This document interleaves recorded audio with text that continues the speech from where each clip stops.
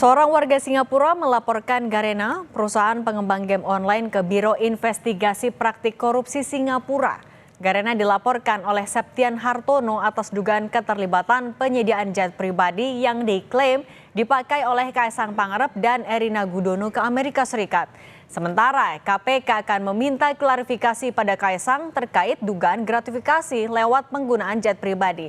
Apakah cukup sampai klarifikasi? Kami akan bahas bersama Ketua Indonesia Memanggil EM517 Institut, Praswat Nugraha. Mas Praswat, selamat petang. Selamat petang, Mbak Dinia. Mas Praswat, ini kan ada warga Singapura yang lapor perusahaan Garena terkait jet pribadi Kaisang ke KPK-nya Singapura. Bisakah sebenarnya ditindaklanjuti sama KPK? Bukan bisa, tapi wajib ya Mbak ya, karena kita memang, jadi KPK itu tergabung di dalam asosiasi seluruh anti-corruption agency di dunia. Jadi beberapa kali kita juga memimpin conference-nya, saya pernah hadir di Bali, itu untuk Asia Pasifik, seluruh lembaga anti-corruption agency di seluruh dunia itu kita gabung dan kita punya semacam MOU untuk saling membantu ataupun kemudian dilanjutkan dengan mutual legal assistance dari masing-masing lembaga penegak hukum untuk mengembalikan atau membantu pencarian alat bukti dan melakukan penangkapan dari para tersangka masing-masing anti-corruption agency yang kabur ke negara lain gitu Mbak. Jadi KPK wajib, hukumnya bukan bisa atau tidak bisa. Gitu. Oke. Nah, tapi kalau Mas Praswat sendiri mencermatinya, sebenarnya KPK bisa lebih terlibat lagi nggak sih menindaklanjutinya seperti apa? Daripada kan kalau sekarang hanya minta klarifikasi ya? Iya, ini kan bukan kasus pertama. Jadi di KPK sudah beberapa kali, di antaranya ada kasus PLN dulu, terus juga yang terakhir yang baru kita ingat itu ada Rolls Royce yang melibatkan Emir Sashatar itu di rutenya Garuda.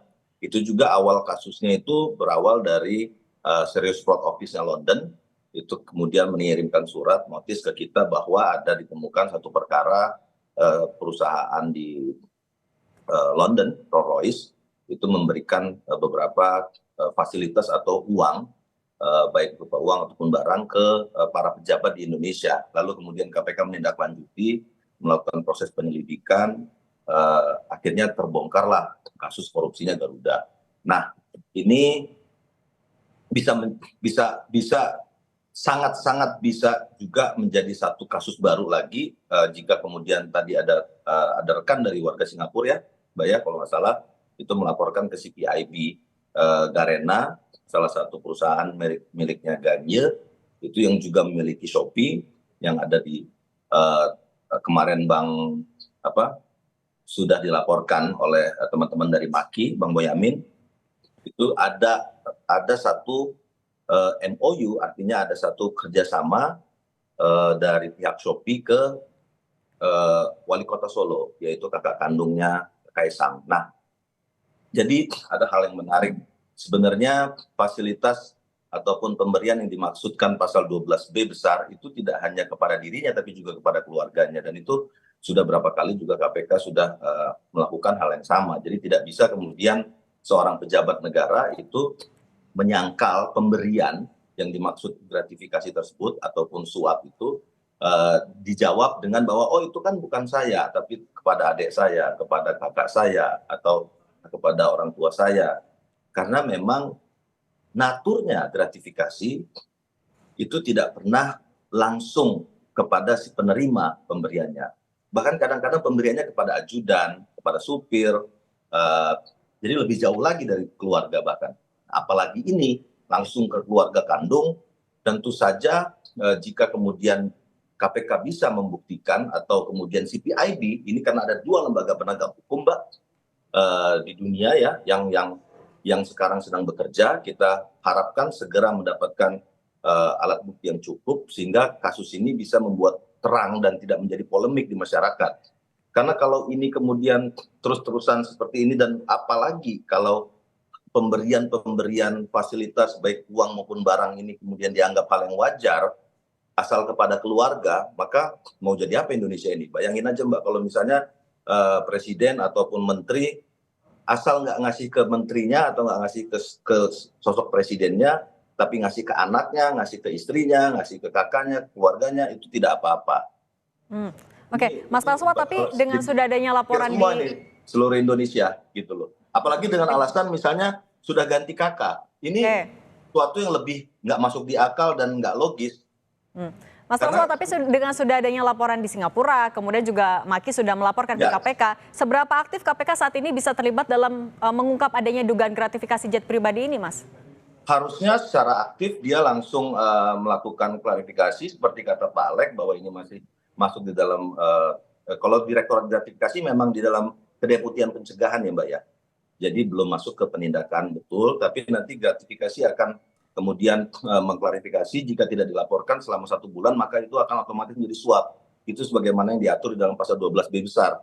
Jadi harus kemudian misalnya dilaporkan oleh saudara Kaisang atau saudara Gibran bahwa benar ada pemberian kepada adik saya atau kepada keluarga saya. Nah itu maka bisa diklarifikasi dan dianggap sebagai gratifikasi. Tapi kalau tidak diklarifikasi dan tidak tidak dideklarasikan selama 30 hari, maka itu akan otomatis menjadi suap.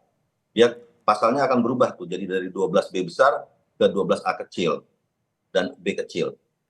Tapi Mas Penerimaannya Praswa dianggap suap. sendiri menilainya, beranikah KPK saat ini untuk segera mengklarifikasi kepada anak Presiden? Harus berani, Mbak.